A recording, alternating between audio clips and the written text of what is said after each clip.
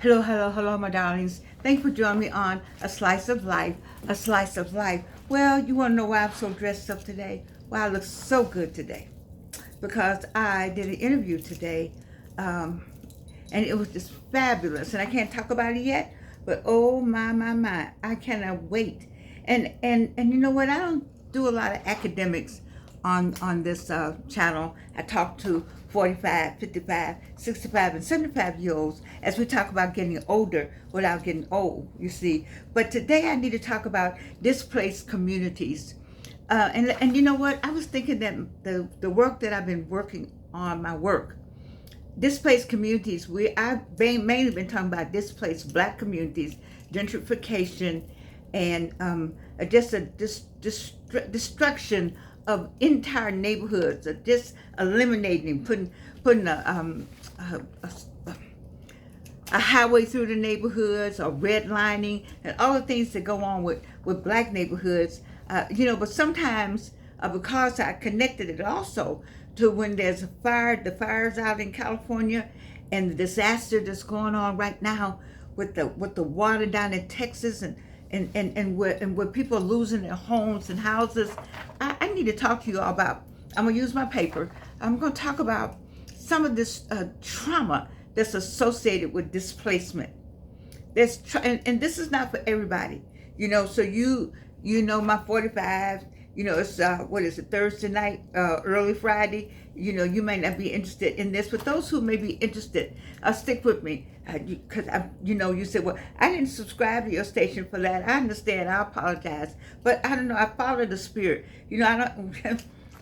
You all should know by now, if you've been with me, that I follow the spirit, and my spirit, wants me to talk to. It's a person on the other side of the screen.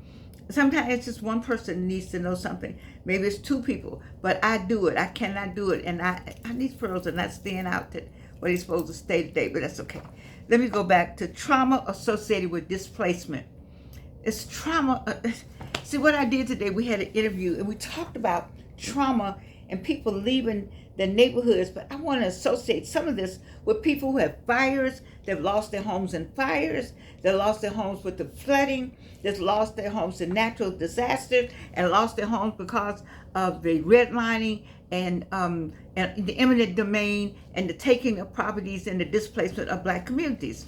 And so that all of you suffer from the same thing, but you don't know that the impact is the same. How it's done may be different, but the impact of the change, of the movement, of the displacement, the impact of that is the same. One of the things they talk about is the loss of cultural and spatial identity. God, just stop and think about that. You saw the houses going down the river. You saw the fires and people looking back, trying to find some little trinket that they might recognize of their home, their house. You've seen people that have been moved out of the neighborhood. Lightning is gone. Bankhead Highway is gone. I'm talking about in Atlanta. People ran by and said, what happened? There's a loss of cultural and spatial identity. So it's a trauma associated with everything I'm going to say. There's a loss of intergenerational grief and historical trauma. Little kids, babies, we don't live here anymore. And then it's a disconnect. They had fun there. They were kids there. They went to grandma's house. They went to Mimi's house. They ran around and played in the streets. And then they remember that memory is there, and then they're snatched out of that into some unusual space, or some cold space, or something that doesn't give them the warmth that they needed. That's called intergenerational grief and historical trauma. They remember, and then they have kids, and they can't even say, remember, I can't even show you where grandmama used to live. I can't show you where mama used to live, because I can't explain it anymore. It's a dome now. You can't get in your mind how we used to play over there. You understand where I'm going with this? It's somebody on the other side of the screen. You need this. You need to know about loss of cultural and spatial identity. You need to know about intergenerational grief and historical trauma. You see, you may not believe this, But as African Americans, I know y'all want to be black. I heard this woman say, I don't know anything about Africa, so I'm going to call myself black. Oh my God. Okay, I'm going to let people like Dr. Christy Garrison Harrison and Dr. Charmaine Patterson, I'm going to let them address some of that. Dr. Chris Bass, Dr. Celeste White, I'm going to let them address that in an intellectual level. Because for me, I've been cussed them out. I really will. What the heck you talking about? You don't have to know anything about Africa. Where you think you got that black skin from? Where you think you came from? Are you trying to say, I understand that I'm raised here in the United States. I understand that. I got that part. But to disconnect yourself? Okay. Let me go to the next thing. I'm sorry, I get wound up. Economic dispossession and wealth stripping. Baby, let me say it again. Reno, for the people in the back. Economic dispossession and wealth stripping. See, when you own your own home, that's providing generational wealth. How is that, Jordan? So you own the home. I'm old enough to be paid for a home. The house now is worth more than it did when we first got it. Your house is worth more than it was when you first got it. So you paid for that house. Your kids coming along, when you pass away, you can have it set up in such a way that the 2 or 3 kids or 1 kid, they could sell the house. They're gonna get a lump sum of money. They'll get a lump sum of money to start a new life or a new business, or they can borrow against the house to start a business or build something better. But they have some money already in the coffers. That's generational wealth. That's why they didn't want us to have. That's why they did redlining. That's why we didn't have houses, or we couldn't get houses. That's why we had to pay on a daily basis, on a monthly basis, on a house that we never owned, a contract house. You understand what I'm saying? Anybody out there listening? Does anybody hear what I'm saying? We're talking about generational wealth, and we're talking about when you remove, when they take your house from you, then there's economic dispossession and wealth stripping. That's how the wealth gets stripped from you. All right, let me go on because my time is run out.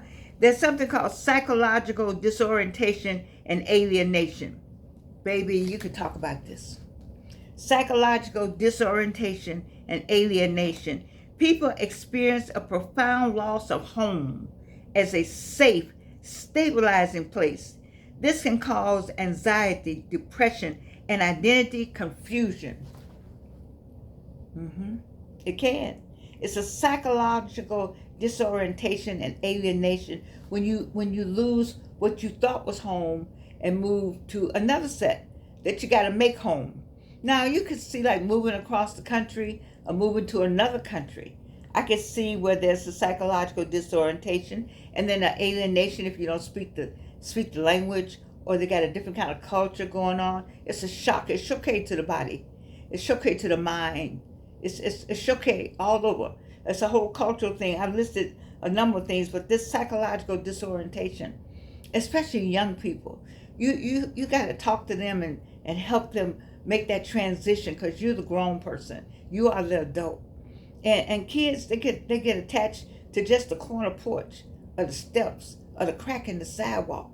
They don't see that anymore, and they'll still be looking for it. And they grow up. You have to go back and ask some of these people. There's some mental health issues associated with displacement, and some of it is associated with the traumas that I'm talking to you tonight about. Let's go to the next one. Community fragmentation and social isolation. Baby, you can understand this one right away. Community fragmentation and social isolation. Because you used to go to Miss Jones, Mr. Smith, John Jr., Kasim over here, Katrina over here. You know these people. You know the neighborhood. You know where to go. You know who to smile with. You know who to wave at. You know who to move away from. You know all these kind of things. You have a sense of community. You love one another. You know he had some people that weren't quite right, but they were still in the community, and they're not quite right people knew they were in the community and go to any other community because they knew something would happen to them over there. They knew how to operate. So we have this this community. But when your community, displacement breaks up support systems such as churches, neighbors, elders, kinship ties that held communities together. If you ever, when the church burns down, then you just go, wow. That's why they have to open up the next day in any place. They have to have church immediately because people got to come somewhere. They've always come to that building, the brick and mortar or the wood frame. They've always come there, and then it gets burned down. Then there's where am I going? See, some of this happened during the pandemic. A lot of it happened during the pandemic. We were traumatized. The nation was traumatized, and we're coming out of trauma. We came out of the trauma, being traumatized, into a different kind of traumatization. We did, and so it's amazing how we even able to get from day to day. Can I get an amen on that? Let me go to the next one. Environmental injustice and health disparities. We know about that.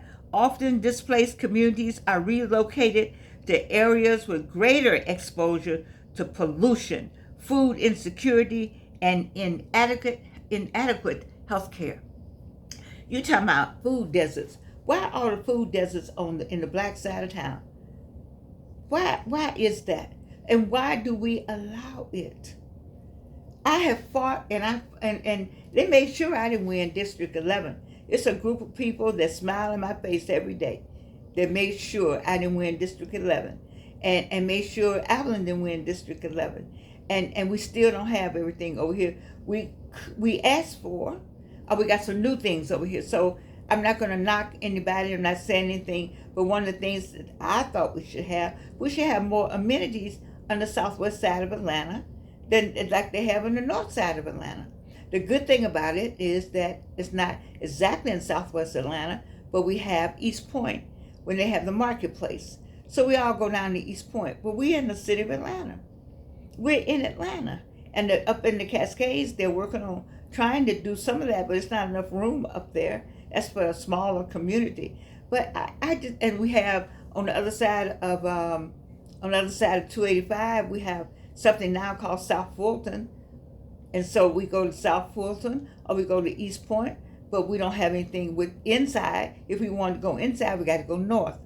I'm just saying and so let's talk about the health disparities. One of the MPU chairs, I think Ms. Eunice Glover, was trying to get Permanente, one of these places that offer more health services out in the SWATs, and we gotta beg for everything. Don't you just get tired of begging? Why we gotta beg for everything? Why do we have to beg for everything? I notice as soon white people, need anything, they get it right away. They get it immediately. They help each other. White people will see white people and run and help them immediately. And we will argue and fuss about it. And why do we do that as a black people? Why do we do that? When are we going to learn? Oh my God. Anyway, I'm not going to do that. It's not all of us. I'm not saying all of us, but just generally speaking, it's just so difficult.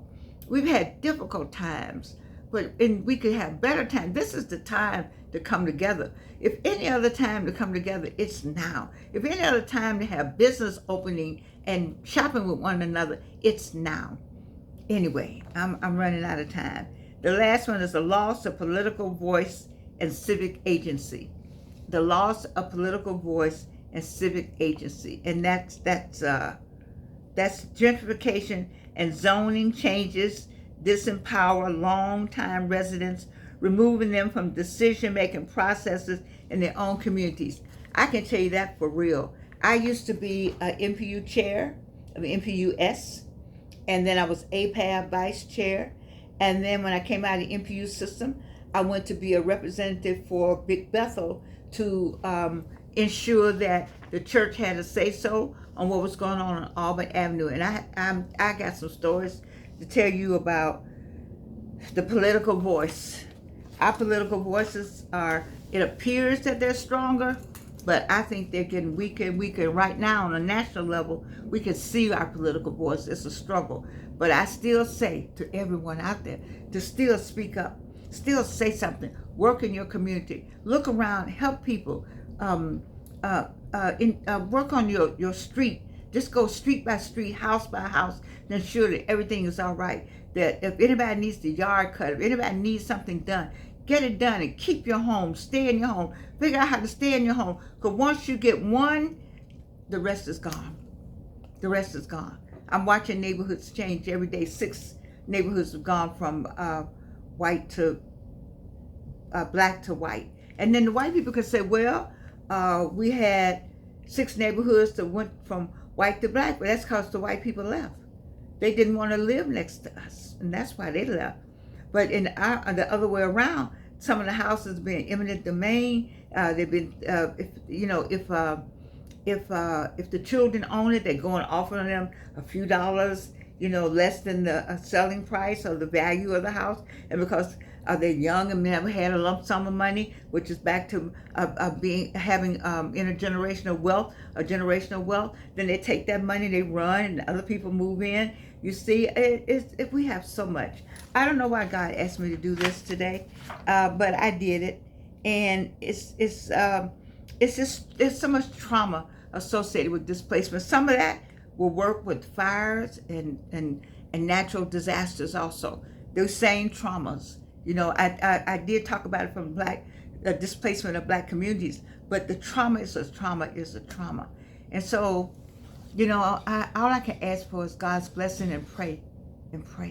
Just pray for everybody. The most I can do is just pray. Let us pray and take care of each other and love on one another the best we can. I love you, though. That's a fact. And you can't do anything about it. Thank you, Claudia.